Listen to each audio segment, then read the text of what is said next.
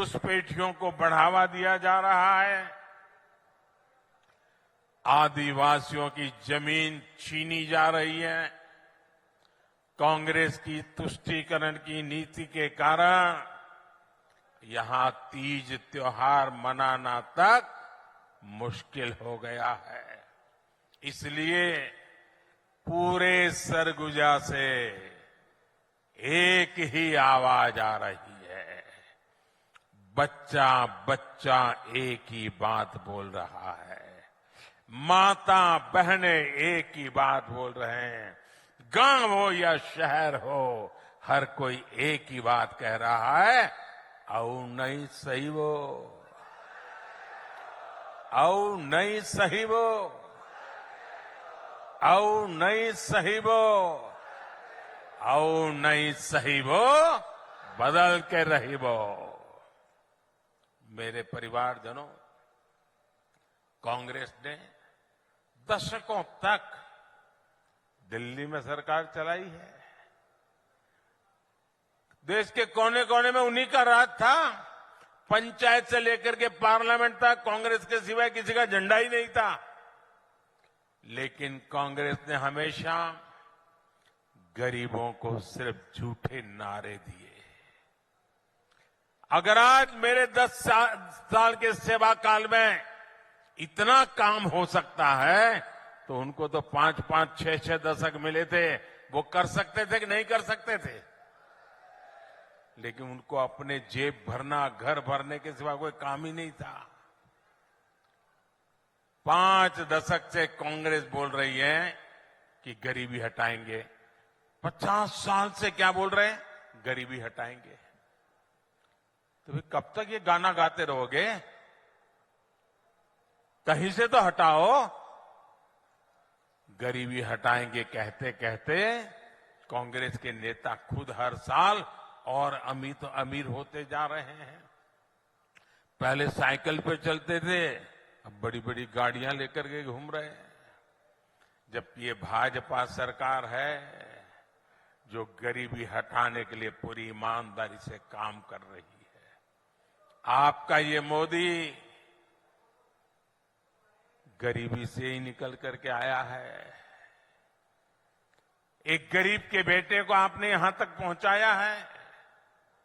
मैं गरीब का दर्द भली भांति समझ सकता हूं, क्योंकि मैंने गरीबी को जिया है।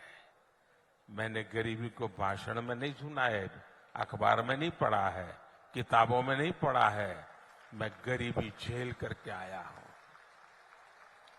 जब कोरोना का संकट आया तो सारी दुनिया मौत से मुकाबला कर रही थी। दुनिया का कोई देश नहीं था जो लोग जिंदगी बचाने के लिए जूझते न हो। सारा दुनिया का जीवन ठप हो गया था। हमारा देश भी बचा नहीं था। और तब जाकर के मैंने तय किया था, मुसीबत बहुत बड़ी है। दिन रात दौड़ूंगा, जागूंगा, मेरे देश को बचाऊंगा, मेरे देश के लोगों को बचाऊंगा। याद कीजिए वो संकट के दिन, याद कीजिए अपने रिश्तेदार भी घर तक आने के लिए हिम्मत नहीं करते थे। उस समय ये मोदी दिन रात आपके लिए दौड़ता था, काम करता था। मैं सोचता था बाहर कारोबार नहीं है, लोग घर के बाहर जा नहीं पा रहे हैं, मेरे आदिवासी बच्चों का क्या होगा, मेरे गरीब बच्चों का क्या होगा। क्या मेरे देश में मेरा गरीब का बच्चा भूखा सो जाएगा?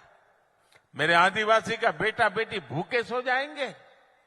मैंने उसी दिन तय कर लिया था, सरकार के भंडार खोल दूंगा, लेकिन गरीब का चूल्हा बुझने नहीं दूंगा। अनाज के भंडार खोल दिए थे। इतना लंबा समय हो गया, आज भी गरीब को मुफ्त राशन मिल रहा है। 80 करोड़ गरीबों को मुफ्त राशन मिल रहा है ताकि उनका चूल्हा जलता रहे।